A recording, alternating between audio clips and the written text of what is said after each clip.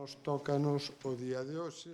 O xerente da área sanitaria de Ourense, Verín e Valdeorras, Santiago Camba, presentou hoxe o balance anual de 2025, que consolida a mellora de accesibilidade asistencial, tanto en intervencións programadas como nas consultas. O tempo que se incrementa globalmente a actividade sanitaria nos 3 hospitais públicos da provincia.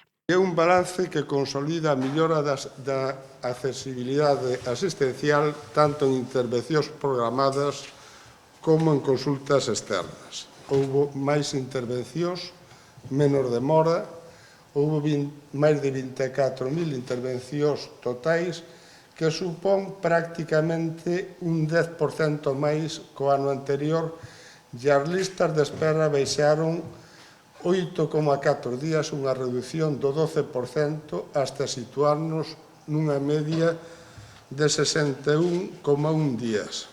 A espera media para unha intervención cirúrxica situouse en 61,1 días, fronte aos 69,5 rexistrados ao peche do 2024.